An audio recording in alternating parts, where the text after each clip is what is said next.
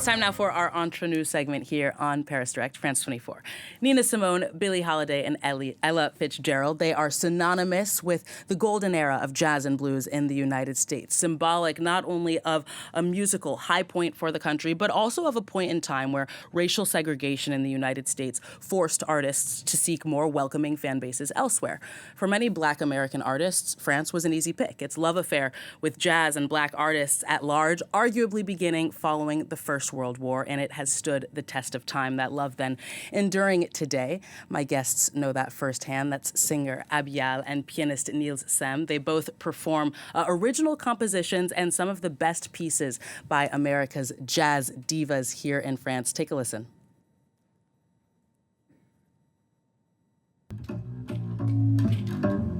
Never know how much I love you. Never know how much I care. When you put your arms around me, I get a fever that's so hard to bear. You give me fever. So thank you so much to both of you for joining us here on the show today. It's great to have you. Your show mixes both music, as we saw, of course, there, and biographical elements of the lives of people like Billie Holiday, Nina Simone, and Ella Fitzgerald. Why choose this format where you mix the two? Because I think we wanted to tell a story at first. We wanted to, because the show is about the life and the fights of those great voices, those women, and we wanted to come back to the roots of the music we love and we cherish. That is kind of a part of our culture, I believe. And we didn't want to just, play the music and make a concert. We wanted to pay tribute, I think. Yes, I think we wanted to pay a tribute, and I wanted to pay a tribute because I learned my craft by singing along to those great songs. And I wanted to know the lives of these divas, and their lives are very inspirational. That's why we like to talk about them. Their lives are inspirational, you say, but and you do mention that, Nina Simone, amongst others, were fascinated with France, but there's also undeniably a French fascination with American jazz stars. Multiple schools are named after Nina Simone, Ella Fitzgerald. I mean, it's something that you see in cities nationwide. What is it about these jazz divas, as you call them in your show, Madame Jazz, that resonates so much with French listeners? I guess the French people are very proud of having welcomed those jazz stars because they came here and they are really stars. Everybody knows them. Everybody knows Ella Fitzgerald. Everybody knows Nina Simone.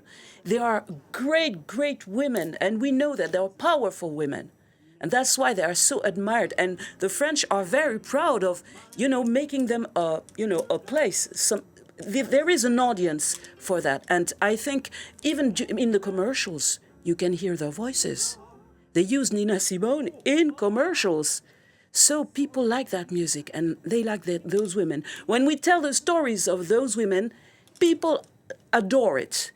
If they're young, they discover them, and it's great. If they're old, they're rediscovering them, and it's great also. Do you feel like this love crosses the generations? Or you guys are, of course, from different generations. Yes, of course, it does cross the generation. And what's interesting is nowadays, people my age and even younger, we have internet. We can listen to music over Spotify, YouTube, and etc., etc. And we have a complete different look over those stars because we discover them for what they are, and we see we see the links between music, today's music, I would say, and their music. And even through their lyrics, there's something very powerful about it. And I think it resonates in everybody's ears, You guys are mother and son. It's unusual to see a family duo, at least a mother and a son, performing together. Niels, you play piano, you compose, you also sing. Abial, you, of course, are the main singer. is it just a coincidence that the two of you were passionate about the same music, or did you force upon your son the love of jazz? Never. She never forced me.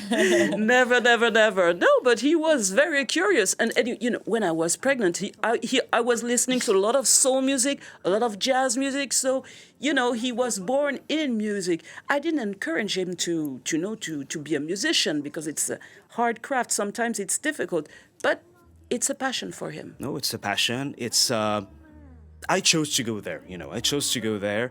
Well, I was influenced, I believe, of course, but with a very good influence. You know, I'm very proud of her. And you know, it's really nice to work together. If you want to know the real story about it, it began during the COVID, because during the COVID we lived in the same apartment.